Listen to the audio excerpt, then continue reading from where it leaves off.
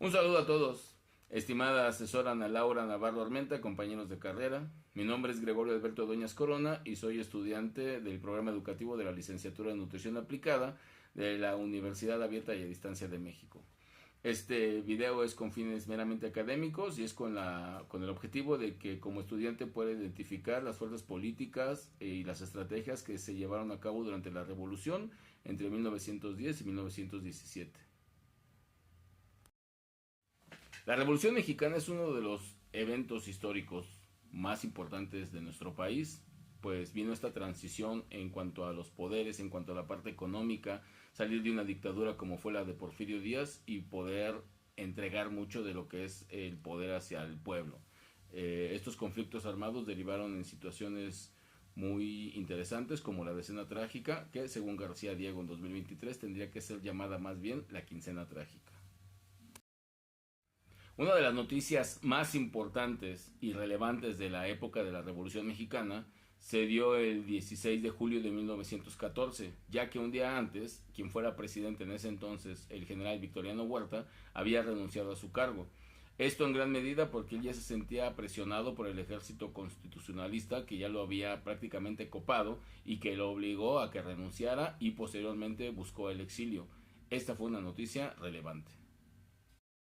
La noticia fue dada a conocerse a través de diferentes medios impresos, como por ejemplo El Imparcial o La Patria, en los cuales se menciona que el presidente en ese entonces, Victoriano Huerta, presenta un manifiesto ante el Congreso en el cual renuncia, expone algunas de sus argumentos y le pide también a toda la gente que estaba allegada a él que renunciaran, dejando el poder en manos de los secretarios. En este manifiesto él dice que muchos de los homicidios y los asesinatos eran necesarios. Ok, pero pongámonos un poco en contexto respecto a la Revolución Mexicana. La revolución se da como un movimiento armado en protesta y en conflicto por la presidencia ya de muchos años, prácticamente de 30 años de Porfirio Díaz.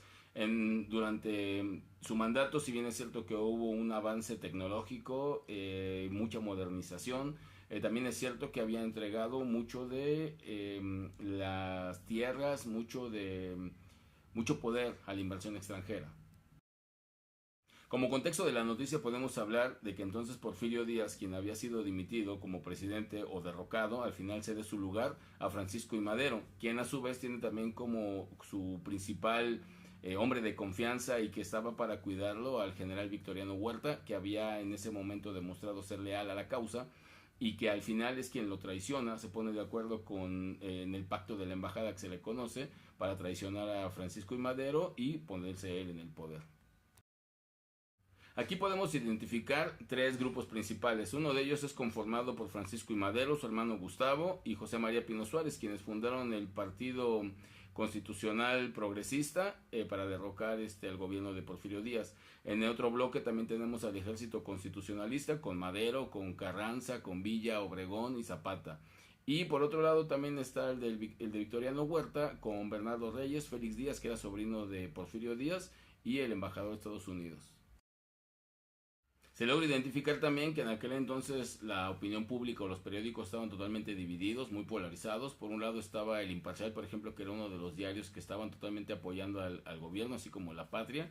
Y había algunos otros que también hacían crítica o incluso hasta mofa del gobierno. Uno de ellos era El Hijo del Aguizote y fueron algunos diarios que presentaban generalmente las noticias respecto a la Revolución Mexicana. Pero claro que se puede identificar que muchos de estos diarios no decían.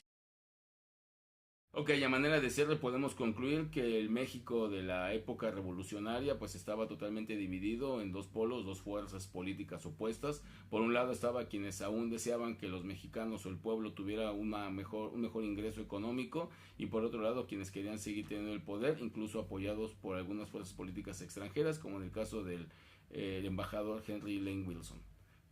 Gracias, este es mi video, un abrazo.